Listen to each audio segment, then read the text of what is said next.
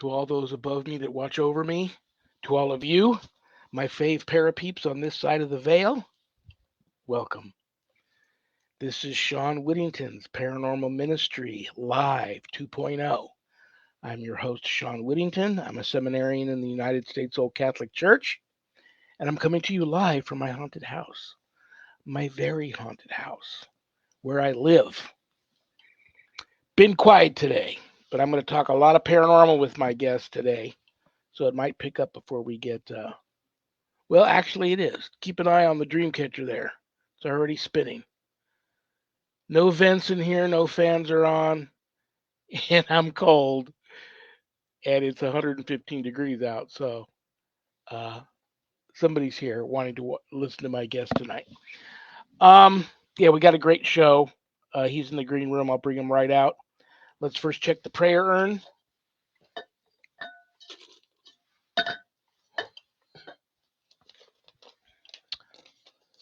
Robert P. from Texas. Hi, Robert. I have followed your career for a while. Well, God bless you. You were an ordained Christian exorcist. Yes, I was. And now in in your 60s, you've entered the Catholic seminary. Yes, I have. You have been paying attention. I too feel a calling to the priesthood. Can you advise and pray for me? Robert, that's a beautiful question, and I most certainly will. Listen very carefully. I hope you're watching. Go to usocc.org and or bishopjameslong.com. Somewhere on either or either location or both, you'll find a place for to look into vocations.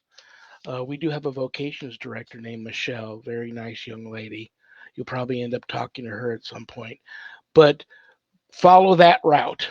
And I'm not really sure what the interview process or application process is from that point, but that's a good starting point to go there and pursue that. But God bless you for the request, and I will offer up a very nice prayer for you.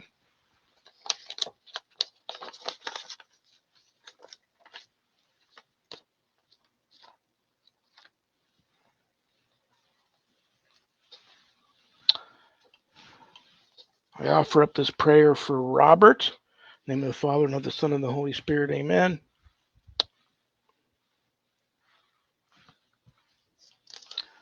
Lord, send workers for your harvest, so that the precepts of your only begotten Son may always be obeyed, and his sacrifice be everywhere renewed. Look with favor upon your family, and ever increase its numbers. Enable it to lead its sons and daughters to the holiness to which they are called, and to work for the salvation of others. Through Jesus Christ our Lord. Amen. Good luck to you, Robert, and I have a feeling I'm going to be talking to you again. And on that note, I think it's first weekend in November. If you're in the Louisville, Kentucky area, and the name of the town escapes me, about an hour outside of Louisville in Indiana, there's a little. If you see me riding around first weekend in November in the Pope Mobile in that area, you're not imagining things. I will be ordained into the diaconate in the United States Old Catholic Church on that weekend. So I'll be out there driving around with Bishop James Long, and the other seminarians are going to be ordained into the diaconate. We're ordaining an abbot, and we're also, one of our seminarians is taking his permanent vows into the Benedictine order, which is going to be very cool. It's a long weekend. I'll be a Thursday, Friday, Saturday, come back on a Sunday. One of our priests is getting married too that weekend, but it's open to the public. As we get closer, I'll post a lot more information about it, but it's open to the public. If you're able to travel or you live in that area and you want to come and hang out with the crazy people at the USOCC, that would be you're more than welcome. It'll be a fun time. Okay, let's check the mailbag.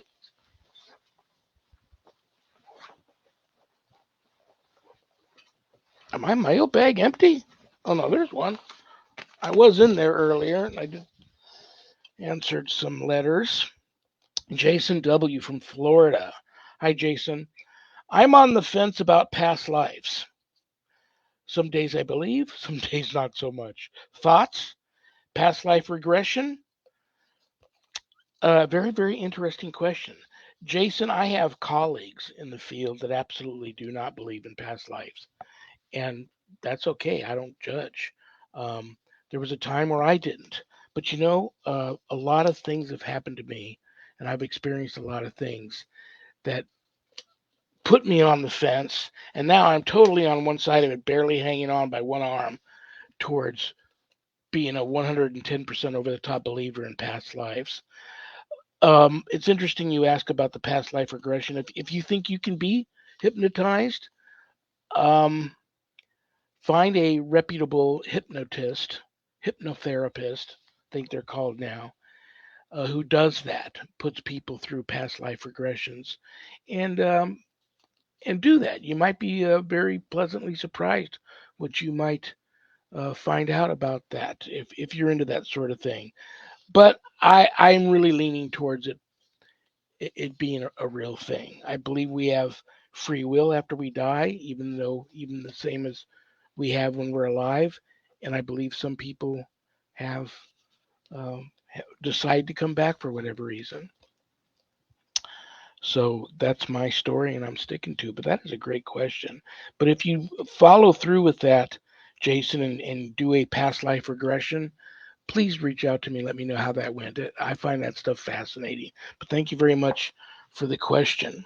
If there's anything you want to know about my wife and I and our ministry work, go to our website, www.ghost-b-gone.biz. When you go there to visit, trust me, brothers and sisters, I know times are tough. But if you notice the donate button and you're able to do so, please click on it and send my donation in a small um, click on the donate button and send my ministry in a small donation. I promise you it'll be appreciated from the bottom of our hearts. And trust me, we'll put it to good use. While you're there visiting, remember my wife and I, we don't charge for our ministry work, but I'm also a certified spiritual advisor. So if you are having issues of a spiritual nature, not necessarily attached to the paranormal, and you'd like to make an appointment to speak with me, there's a place on the website to do that. But don't leave the website without navigating over to the page called Introduction to Spiritual Warfare Course/books. On that page, you'll find not only one, but both my books, God, Ghosts, and the Paranormal Ministry, and God, Ghosts, and the Paranormal Ministry 2. And I believe Amazon has a deal right now on them as a gift set. Not for sure, but I think so. But you can get them a little less expensive at Amazon. If you get them off of the website, they leave from my office here. I autograph them and I enclose them in a beautiful house blessing kit and ship them direct to you. So those are your two options there for the books. Scroll a little bit further down, you'll see the Introduction to Spiritual Warfare course. I'm the instructor. I will be your teacher. I offer a 12-week online college level course. And this is a course for all you true warriors for Christ out there that feel a calling and a longing to want to have more knowledge when it comes to drawing your line in the sand, making a stand, circling the wagons, and putting up a good fight, perhaps even the fight of your life against, God forbid, true evil if that ever comes calling. This is the course for you. All my students that graduate receive a stunning diploma, certificate of completion suited for framing, along with some other very special blessed items that you can only get from yours truly. So you can enroll in the course there on the website. If you want more information about the course before making that type of commitment, there is a Introduction to Spiritual Warfare, Shawn Whittington's Introduction to Spiritual Warfare course Facebook page. You can go there, read about it, or just call me. I'm easy to get a hold of. I'm approachable. We can talk and see if the course is right for you. Most importantly, please keep all of my former, current, and future students in your prayers. Thank you very much. Okay, the reason why you all tuned in today, my guest, I haven't talked to him in a while. I love him. I respect him. He's just a cool dude. Um, and this conversation, who knows where it's going to go. I know most of you are expecting to get us to get in a little Bigfoot talk, and we will. But the guy has had so many incredible paranormal experiences. He's a lifetime experiencer of paranormal issues too, and his stories I find fascinating. So I thought I've got to share with my family. So without further, Me, right? Me, yes, yes, right? All yeah. right. All You right. guys all know Zach. He's married to my well, it's a husband and wife co-producer thing going on there. Yeah, be careful. And She's near, so be careful. and Adrian, Ghost Gal, um, from Things Network, uh, diehard over the top believer, experiencer herself. She marries this guy who's couldn't be further from that. They are the true when you hear opposites attract, God bless them both. But we're trying to pull Zach over into the dark side, and I think it'll happen one of these days. But so there you have it. But no, my guest has had a lifetime of just incredible paranormal experiences that I know you guys are going to love. So without further ado, let's please give a big warm paranormal ministry family welcome to the one and only Carl Supp. Hey everybody, What are you how doing? you doing? Oh, I'm just trying to recover from knee surgery, and I'm doing well at it. So I'll be out on the forest trails and out finding the truth for everyone. Let So me ask you a personal question.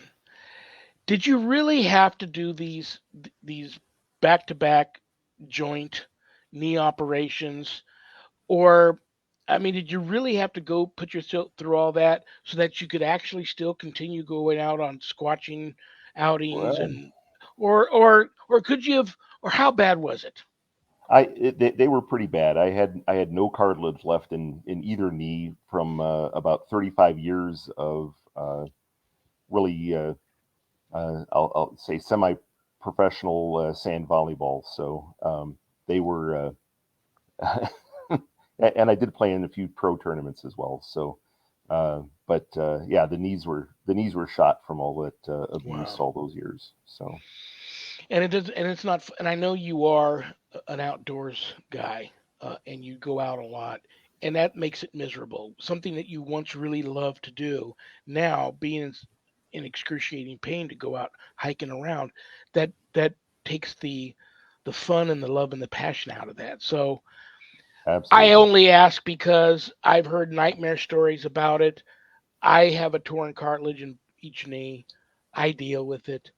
But I'm scared, personally scared to go under the knife. And I've heard some horror stories about it. But God bless you that you seem to be coming along fine. And I can't wait for you to get back out there again, man. Every time you go out, you seem to have these really incredible encounters with the Sasquatch. And I just think it's really, really cool. So yeah, what I want to talk to you about today is probably something a little bit, some of the people that know you and love you and tuned in for a typical chat between the Rev and Carl Supp aren't going may get that at the end of the show, but I've done some reading about some of the paranormal encounters that you've had throughout your lifetime. And I'm telling you, brother, I don't know why you and I haven't talked about this stuff before. I find them fascinating. I want to share them with my audience.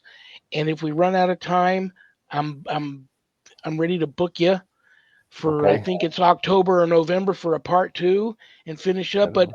let's start with I did a lot of reading last night and today, some of the stuff you sent me. And I'm just going to throw out the titles of the chapters that you sent me, and then you can take it from there. We might as well start at the top with beginning. Sure, sure. So when I was about 5 years old, actually they did like some kind of a vaccination inoculation thing, and part of that inoculation was a scarlet fever. I know was in that vaccine. now this is going way back, obviously, right? I was born in 1963. So, um, but actually, like 4 or 5 kids in my class actually contracted scarlet fever, including myself. One actually died from it um, right after the shots, which, you know, I guess you could say that was a coincidence. But during that, I remember being just really sick and burning up, high temperatures. You know, my mom and dad give me ice baths and so forth. But I remember the one night I went to sleep, or afternoon, I think. I don't know, couldn't tell you which time of day, but I remember going to sleep, and I remember kind of traveling to a bright horizon. So everything around me was dark, but there was a bright horizon, and I could see like silhouettes of innumerable people on the horizon. And and as I approached, it was right up to a single silhouette. And as I got up there, it was um, this woman, and she talked to me for quite a while. And I was asking a bunch of questions, and then she told me that it wasn't my time. Well, at that point, I really hadn't seen a photo of my grandmother who had died in 1937, but um, looking through later on, about a year later, looking through a photo album that was at my grandfather's house, there's a picture of her, and I recognized her instantly. I said, "Oh, that's Emma," and they were like, my dad was like, "How'd you know who that was?" You know, I said, I met her. No. She died in 19, she died when my dad was 14 years old. So it was, um, yeah, it was uh, something for me to think about, right? But she sent me back, and I recovered from that. But after that point of having um, that experience, I really became more aware of my surroundings, and of things that were happening around me. And like you, I lived in a haunted house as a kid, so it was a really good proving ground for me, uh, you know, uh, experiencing that because uh, in so my parents bought the house in 1959, 4 years before I was born, 4.5 years, and but the as they learned when they purchased the house was that the previous owner, who was uh, last name of Dobick, had actually died in the upstairs master bedroom. So, and they knew that. They didn't really think anything of that, But after I'd had that uh, experience of visiting my grandmother, the I began to notice like someone coming down the stairs in the house, and it was perfectly timed. You could hear 8 stairs being stepped on, and then the squeaky stair. We had that squeaky stair step that, so it was always perfect timing and perfect rhythm. Somebody's coming down the stairs. We're sitting in the living room. I'm thinking, oh, somebody was upstairs and they're coming down the stairs, and then nobody would come down the stairs, right? So this went on for a while. We got a dog in 1970, and she actually would get up from sitting in the living room and walk over and stare up the stairs and look down the stairs and watch somebody coming down the stairs until they got closer to her, and then she'd tilt her head up and sit there like someone's patting her on the head, and then she'd come Oh, back into the living room. Um, that's so cool. yeah, but That's how you know it's not malevolent, because malevolent, they always the animals, they want to be anywhere but there when when absolutely, the entity's around. So when they're disembodied spirits, usually the animals definitely notice them, but are not afraid of them at all. That's a beautiful touch to that story. yeah, yeah. And so but the one night I went to sleep, and it was truly the first vivid dream that I recall having, and I get them a lot, where I'll have a vivid dream and wake up sometimes with literally, and I can actually, take my pajamas and have somebody else, smell my pajamas, and they can describe the scent that um, I experienced in the vivid dream, even though I was still in my room. It Stuff like that, but that's for another episode here. But I had the very first vivid dream I can remember was I woke up in the master bedroom, which I only slept in when there was a thunderstorm or a tornado or something like that. But I came. I put on a robe and I walked down the stairs into the entry of the house and then around the corner, and I paused for a second right near the kitchen. If I had gone in through the door on the right, it would have gone into the kitchen, but instead I turned left and I went downstairs into the basement. Now, being, at that time, I think I was probably about, 6 or 7 maybe when I had this dream. Um, I was too short. I couldn't reach the little pull string on the light bulb hanging down from the ceiling. I had to I had to go down into the darkness down to the 4th step down, and then kind of do a little jump in order to catch the string to turn the light on to go down in the basement. Well, in this dream, I just reached up and, turned it on. I was much taller. So I got down into the basement and I looked around and I noticed these curtains on the basement windows.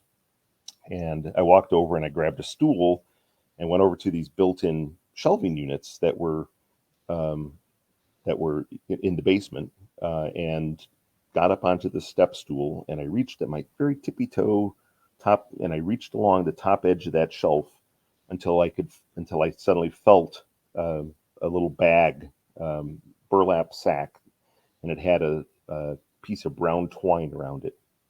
And I remember I got it into my hand, but I could feel the dust and the grit of that top layer of that shelf. But in fact, right now, as I'm recounting it, I can remember it vividly. But I held that pouch in my hand, that burlap pouch, and I put it down into my uh, robe pocket. Well, um, I turned and I got off the step stool and I went back upstairs and then walked into the kitchen. And I still had my hand in my pocket, kind of twiddling the burlap sack. And as I walked into the kitchen, there was a kitchen table in the same position that we had our usual kitchen table, but different table.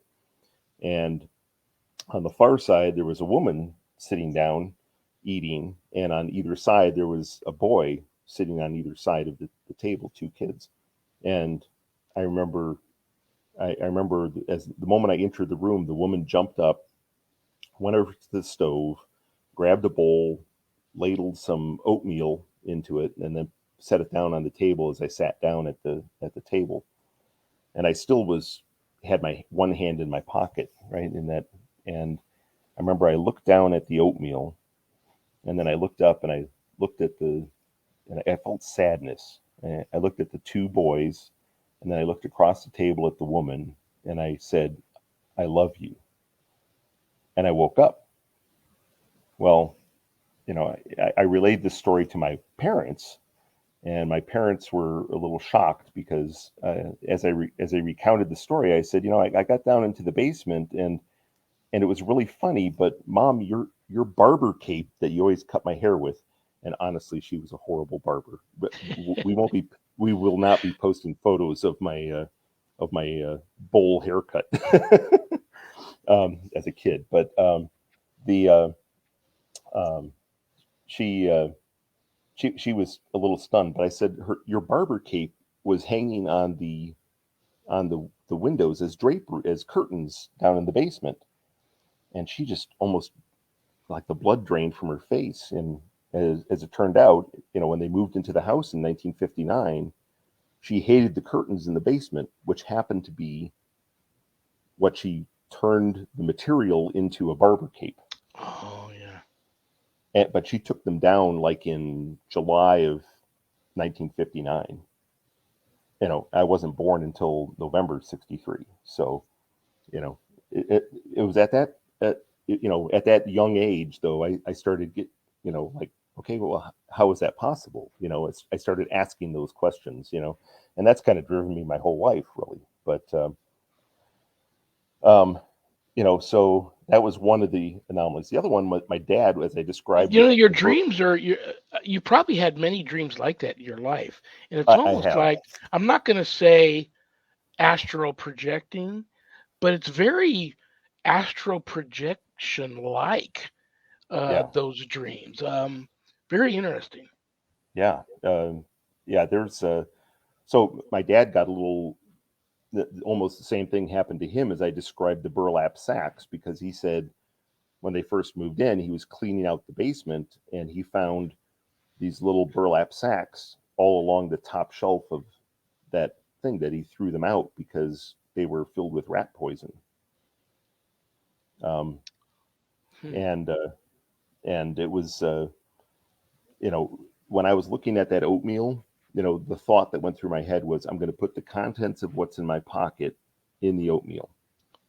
That was, and of course, and later on, once the internet came around and I could do further research and look up newspapers.com and etc., I did find that the husband had, Mr. Dovick, had passed away, um, by suicide.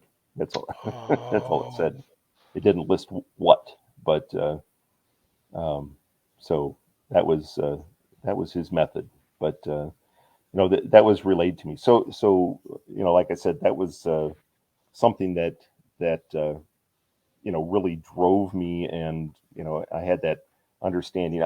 I'll relay one little quick story that I didn't put in there, but I did had my grandfather, my mom's father, passed away in 1959, and I actually had this vivid dream, same thing, that I was at his funeral, and I was in the funeral parlor, and I remember, and I looked forward ahead, and I saw, the casket sitting up there with the flowers and everything, and I remember I drifted down the aisle. I didn't step. My viewpoint was, as if I was using a steady cam. There was no bounce of a step or walk. And I just drifted down the aisle right up to the casket, and I put my hands on the edge of the casket, and I looked in the casket, and I recognized, my grandfather in the casket, because from other family photos, but there was no photos of the funeral. Um, so it was uh,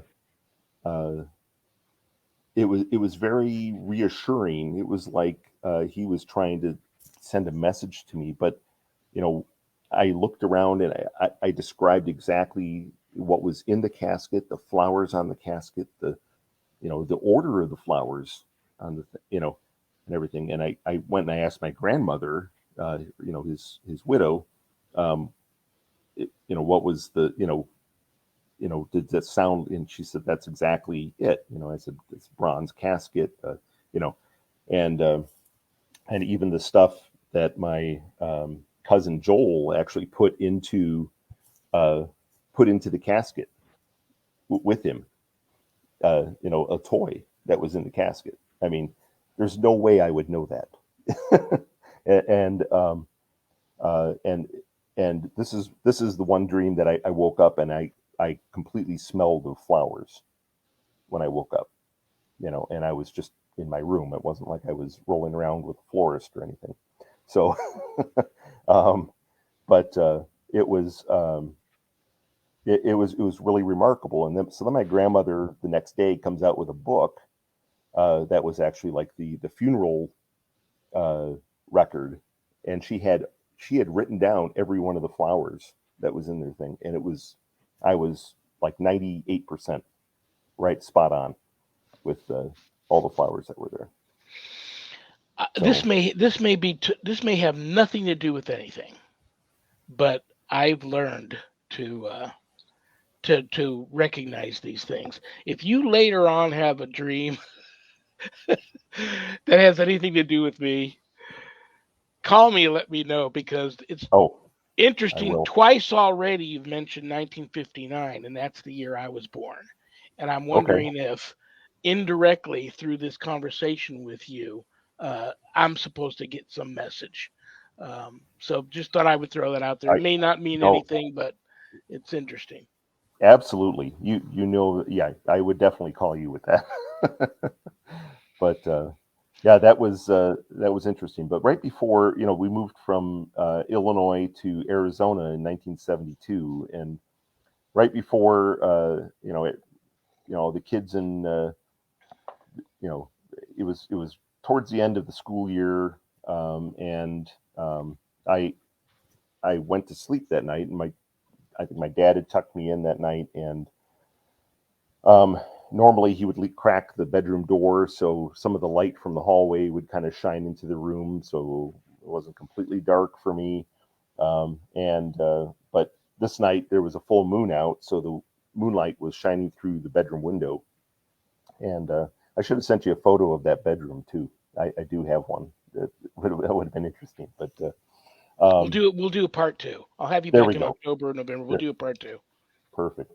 So yeah, so he tucked me in, go to bed, and light was out, just moonlight coming through the window, and I was just laying there staring at the ceiling, trying to fall asleep, and I was almost asleep, and I suddenly hear this whisper in the room, close to me, not far, and I hear something, and it's not really clear. I can't quite make it out, and everybody listening, this is a little disturbing, but and normally when I don't recount this story very often, but good thing it's recorded here, so I don't have to continue recounting it. But so I hear this voice, and it gets a little stronger and a little stronger, as I'm straining to understand what it's saying, and I suddenly hear this voice, and it says, "I'm here for you," and I it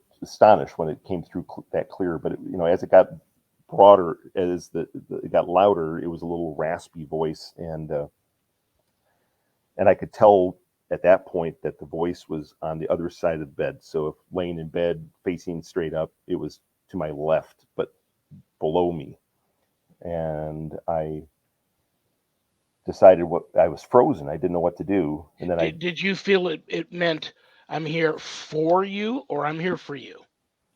to take you. Oh, That yeah. was the feeling. And this is probably where I got a lot of my grit from, especially when I'm like out in the woods, facing down 1,000-pound Bigfoot. I have no fear of them, but I was quite scared, and I remember I took every ounce of my energy to look over the edge of the bed, to look down to see what was speaking. And as I got close to the edge of the bed, it I looked over, and here's this it's face down, um, and it's I can see its back, and you can see like the ridges of its spine through its skin, and its skin was kind of dark and glistening, and it looked scaly, and it was face down, and but from my viewpoint, you could see towards the back, legs, whatever, it looked kind of skinny or spindly, and it spoke again, and it said this. It repeated itself, um, and with that, it turned its head towards me and looked right at me, and I remember those dark eyes, smaller mouth, small protrusions from its head, um, and as it turned and looked at me, I screamed. I'll admit, it was I shrieked. Okay, Yeah. and How old are you and now? so I was eight Yeah, at the time, that's pretty and terrible. yeah, so I shrieked, and when I screamed, it it jumped up and it ran towards the closet door. Now the moonlight was coming through and kind of hitting the closet door, into the room. And as it hit the closet door, it went right through the door. And as it went through the door, the wood grain distorted in the door, and it actually it looked a little bit like it. Its appearance of the wood grain looked like it as it went through that door. And my dad was in the room not even probably 30 seconds after I had screamed. I may have still been screaming, I'm not sure, but when he came into the room, I was pointing at the closet door, and it took me a while to compose myself and tell him what happened, and he went over there and he opened up the closet door, and there was nothing in the closet door, but he looked at the wood grain and he said, I don't remember it looking like this. Needless to say, that night I slept in my parents' bed. Absolutely. Yeah. and then the next day, my dad actually took that door off its hinges and he painted the door white. So painted it with white paint. And not, kind of as a going away gift, a grade school friend gave me a cross that just as we were getting ready to leave in July from Illinois, and I love the thing, but I never actually got to wear it, and it went into the packing boxes, and it kind of got lost in the shuffle, right? Well, fast forward to 1984. I'm in Arizona. My dad had passed away in 1978. So when I was 14, and it was I had a lot of responsibilities. My sister had moved out in 1980, and I was caring for my mom and my grandmother living there. I was working 2 jobs. I was going to school, so it was quite a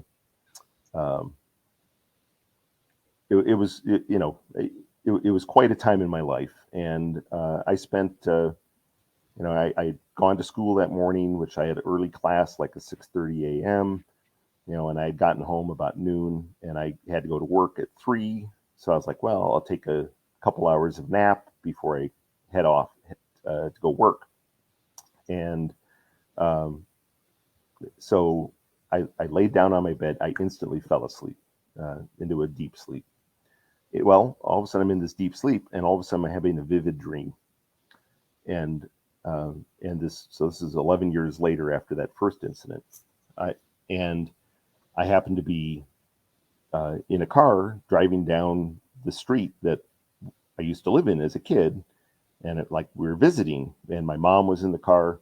I pulled up and I parked, and we got out and we went up to the front door, and I knocked, and a woman came to the door, and it was the wife of, it was the owners that had purchased the house from my parents. And she was like, oh, she's talking to her. And she says, well, my mom said, hey, could we look around in the house? I'd love to see the rooms. And she said, well, I'm going out shopping, but you guys are more than welcome. So, I know it's strange. She left. We went into the house, and I remember different furnitures, different floorings in the house, different rugs on the hardwoods. It was different paint on the walls, etc. My mom walked around the living room and then went into the kitchen, and I went up the stairs, and I thought, oh, I'll go see my old bedroom. And I went into the bedroom, and the moment I walked into the bedroom, the door behind me slammed shut. And it kind of startled me initially. But when I looked over towards the closet, between the edge of the window and the closet door, there was, as best I could describe at that time, was a distortion. Now, I know the movie didn't come out till 1987, but if you've seen the movie Predator, the cloaking device that the Predator has, kind of like a crystalline, something's there, but you can't see it. There's a shape. That's exactly what it looked like. So you know, 3 years later when I actually saw the movie Predator in the movie theaters, oh, I got goosebumps because it was like, Yeah, I bet. you know, and so I, it, you know, even though you couldn't see it, you know, there was something standing there, and it said, it kind of more hissed it at me.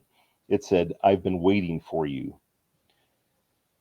And I remember at that time I put my hand on my chest, and underneath my shirt I could feel the cross that my childhood friend had given me, Oh. and I was wearing it underneath my shirt. But I had put my hand on my chest, and I said, and I just said to it, "I'm not afraid of you." And when I said that, it let out a shriek and it ran towards me. Now, seeing something that's cloaked, or not seeing running directly at you, and I stood there completely fearless, and it hit me, and it was just as if something had punched me right in the chest. I staggered back a step, but and it felt like a hole was in my back. I mean, that's how hard it hit me. And I once I got my bearings again, I turned back around, and I still had my hand on my chest, and I turned and I looked, and it was no longer cloaked, and it was crumpled on the ground, and it was the thing, except this time it was daylight, and the same thing, but its skin was a dark gray, blackish, scaly, moist. Anyway, it was on the ground and huffing and puffing, just like it had been completely exhausted. And as I turned and I looked at it, it jumped up and it ran past me and into the closet. And it hit the closet door, all the paint melted off the closet door, and the wood grain was clear behind it. This so you would think that would be the end of the dream, where you'd wake up and be shocked by it. Well, I woke up and I was completely disoriented. I had fallen asleep in my bed, and when I woke up, I was actually in the corner of my room, standing on my head. And I'm not talking about doing a handstand. I'm talking about doing a headstand. My head was on the floor in the corner of the room. My heels were up towards the ceiling in the crease of the corner, and my arms were folded across my chest and I was completely disoriented. I didn't know what it was, and I was sweating. If you had told me that I had jumped in the swimming pool, I was that soaked with sweat, just completely. And I kind of, once I realized where I was and what was happening, I kind of crumpled to the floor, and I got up and I was just shaking and kind of jittery, and it felt like something had punched me in the chest. Okay, as I was laying there, and I got up and I went into the bathroom, and I looked in the mirror. I pulled my shirt up, and as I pulled my shirt up, right in the center of my chest, there was a large red spot, like as if something had hit me there. Oddly enough, even though I wasn't wearing it, and it was actually still in the box that was gifted to me in 1972, right in the center of this red blotch on my chest was an outline that was unbruised of the cross in the middle of my chest that I had in my dream. Okay, on my back I had a similar red mark on me as well. I went back into my room. I dug through every box that I had in there until I found that cross. I wore that 4 years straight. I don't think without ever taking it off. So, but it was interesting to see that my childhood home had been purchased in 2021, just a couple years ago, and it actually was torn down to build a McMansion. But from the realtor's photos, there was a photo of my old bedroom, and it was interesting to see, since I hadn't been back into that room since 1972, that the closet door had been, that the white paint was no longer on that door, and there was no strange wood grain in it. which I thought was was an interesting Yeah. footnote to this story. But It reminds me, your story reminds me of a client that I had for a really long time who seemed to be followed not only in dreams, but in real life, seemed to be followed all her life by this little malevolent entity or demon. And she would describe it to me as being it was a little person, but it wasn't a child, but it only was wearing like an old pair of jeans, dirty old jeans. It had no shirt on. Its feet were hooves, and its okay, body was badly burnt, and its head was badly burnt too. No horns, no tail, but it would follow her everywhere. And this thing, like you're a much older man now than at that time. Has this been an ongoing thing the rest of your life, or did it eventually something happen in your life to where it kind of severed that connection? that was the sever point, was the I'm telling it I'm not afraid of you, and having the faith to stand my ground. And and I think that I kind of use that as an example. I've like I said, I have 1,000 stories around the paranormal, but I've kind of used that as my guide for when I have encountered malevolent spirits that I've been able to channel energy in order to fight back to them. And only recently, I want to say in the last probably 5 years, 6 years, and I don't know where it's coming from, and love to have your input on this, but I, I, whenever I had an instance where I would fight something like that or extend myself out in order to help somebody else with that, my exhaustion level would be so great, that boy, I could sleep 12 hours, which is rare for me, after an incident like that. Um, of late, I'm somehow tapping an energy that is not mine, but is from somewhere else. And it's almost, I want to say that it almost feels like it's an infinite energy. Um, so I've actually helped people clear houses by kind of blasting this energy. It's like, okay, done. It was, it was that, it's that powerful, and I can't explain it. And and I fear that if I don't use it a lot, I might lose it. Absolutely, yeah. But it's yeah, it's Well, I'm and I gonna know throw. it's I'm gonna throw okay. without even Go having for it. to look at my book. I'm gonna throw a couple of dates at you. Sure. I know in October I have a couple of Fridays still open. I know that there's an actual Friday the 13th in October, and I do know the Friday, it could be the 27th ish, maybe, leading into Halloween weekend. I have those two Fridays open. You think about that, and I'll Okay. have you back on one of those, whichever one of those dates works good for you. I'll have you back for a part two, and we'll just tell ghost stories That sounds that great. How, night. how about how about we do the 27th? That would be great. Okay, let me ask you something else real quick here before we run Sure. out of time, and then I'll ask you Absolutely. a quick Bigfoot question. Yep. Um, oh my gosh, I just had a brain fart and totally forgot what I wanted to ask you. Oh, do you feel that any of this,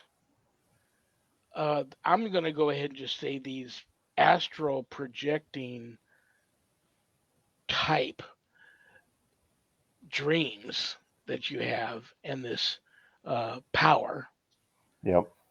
do you believe any of that is connected with why you have had so many of these incredible encounters with Bigfoot? I believe I believe so, and I also realize that, and maybe this is for next time, but I also did have a vivid dream where I actually connected to a Bigfoot. and I've never told you that story because it was kind of personal, but only for you I would share that. Do we have time? We got about 5 minutes. Sure, but I didn't know if you wanted to go over my June visit. Well, I don't know. Tell you Sure. what, let's So, find out what Zach needs real quick. What's up, buddy? Yeah, before we get going any further, all right, Shawn, I need you to get a hold of your girlfriend and tell her to stop sending her emails to me. Okay? She sent me this video, and I'm going to share it with everybody because she shared it with me. So,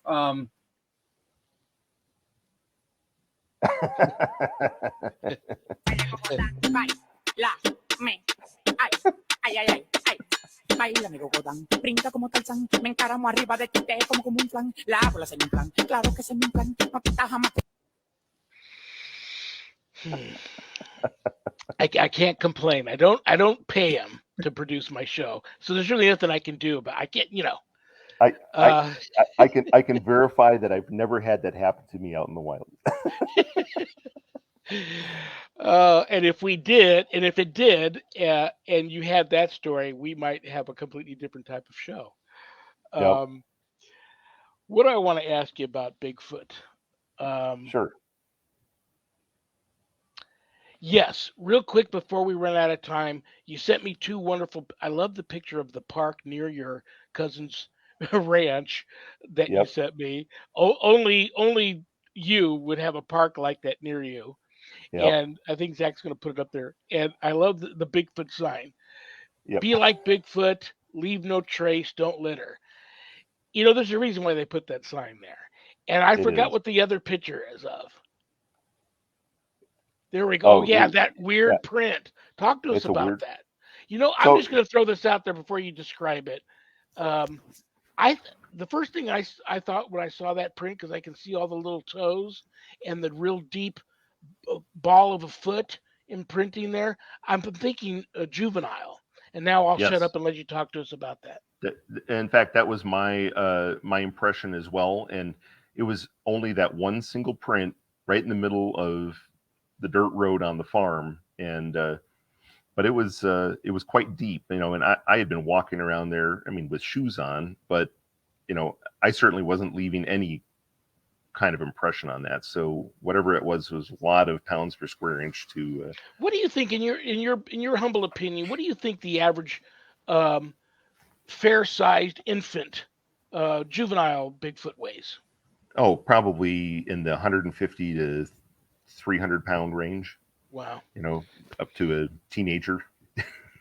Well, I was telling you in the green room before we got started that it never fails. Just when I'm thinking you're coming on, all of a sudden I'll either get sent an article or stumble upon something about Bigfoot or see a show that I didn't expect to be on, and I stumbled upon that new episode this week of Destination X, and they went to research the Honey Island swamp monster, and MK was in the episode. That was fun. I hadn't seen him in forever.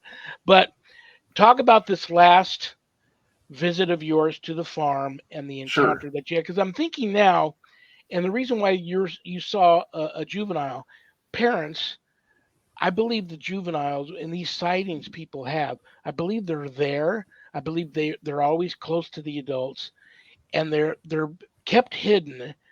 But after a while, when these things tend to trust an individual that they've had contact with, like with you, I think the juveniles are released more and allowed to roam a little more freely because the adults aren't so concerned or scared for them because of the person that's they're making contact with. And I'll shut up now. Yeah, yes, and sometimes those juveniles are more like the Lokis of the woods. They're, especially when they're teenagers, right? They're a little uncontrollable, and I think the parents sometimes get upset with them for maybe going outside the boundaries of the rules. But when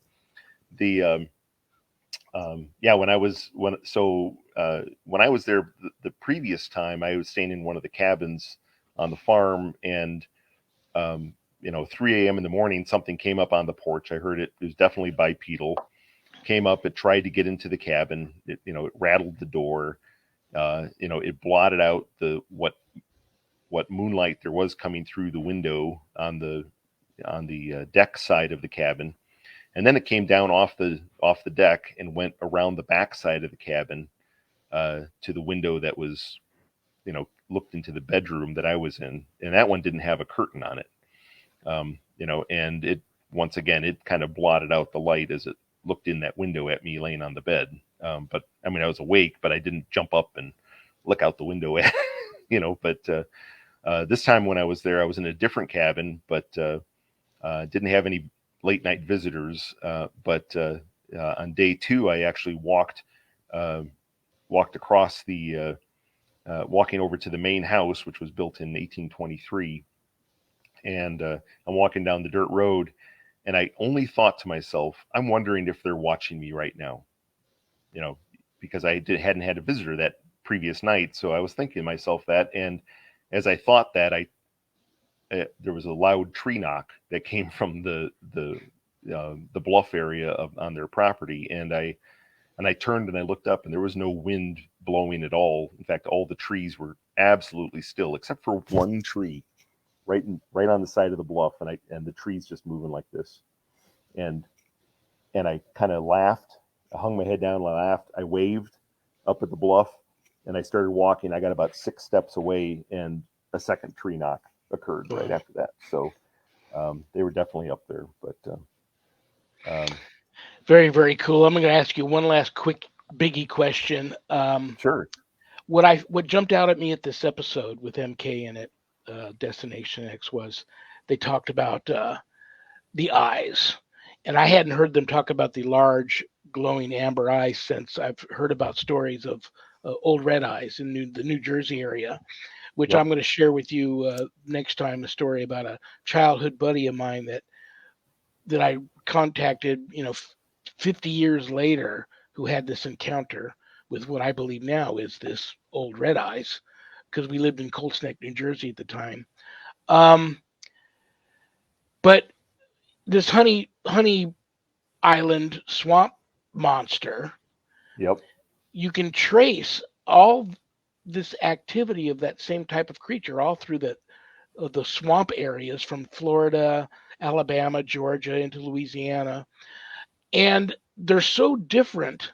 It's the same creature, I believe, but it's so different than encounters and descriptions of them like further up north, and behavior wise too. Do you believe that they're strictly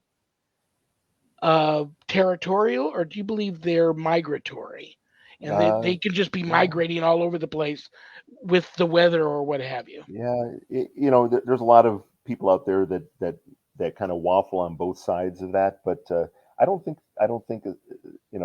they are very migratory, because I know that even in the wintertime, that at least the clan that I visit here in Arizona all the time, um, I go up there and I can tell that they've been hunting during the winter when there's literally feet of snow in that area of Arizona throughout the winter, and really not a whole lot of humans going into that area. They're up there. They're in that area. They're living and hunting, and everybody said, "Oh no, they come down off the mountains," and it's like, not from my experience. Not from the elk carcasses that I find with spiral fracture legs and deers that have had their heads ripped off. Um, Yeah. it's it's yeah, no, I don't think they're migratory. I think they have a certain area, absolutely, that they hang in. Maybe you know with I'll say a 10 square mile area type of thing. But I know because I know that right down the mountain range that I go to, there's another clan in this other area that I've actually visited a lot, and they're not the same. They're not the same individuals, so they're not really transiting between those. So Well, very cool, brother. I can't wait till we do this again going into Halloween weekend.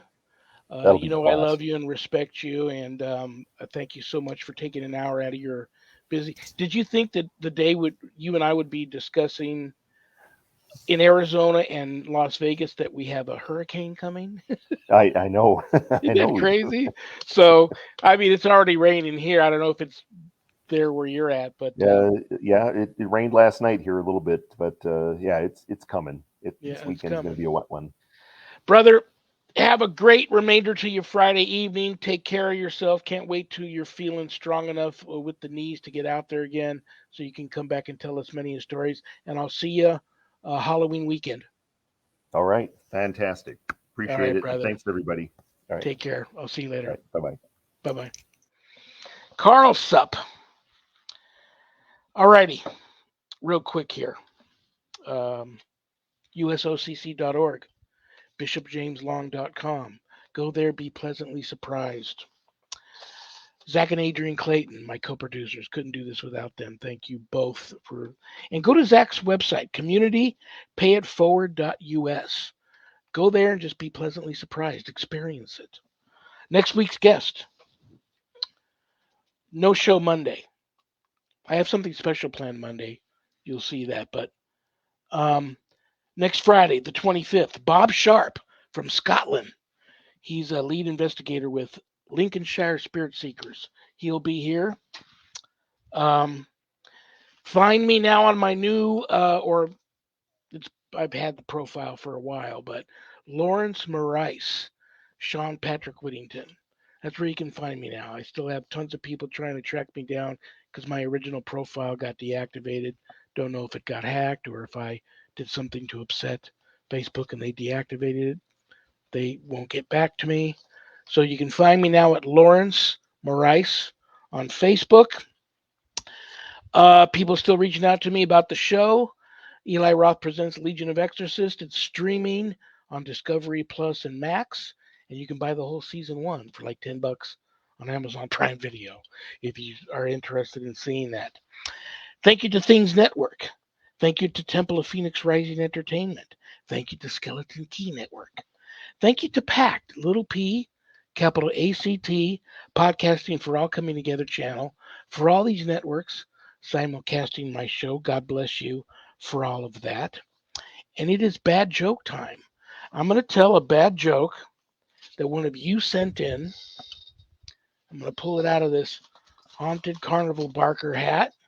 And it's my poor attempt to put a smile on everybody's face before I say goodnight. How many tickles can an octopus take? Tentacles.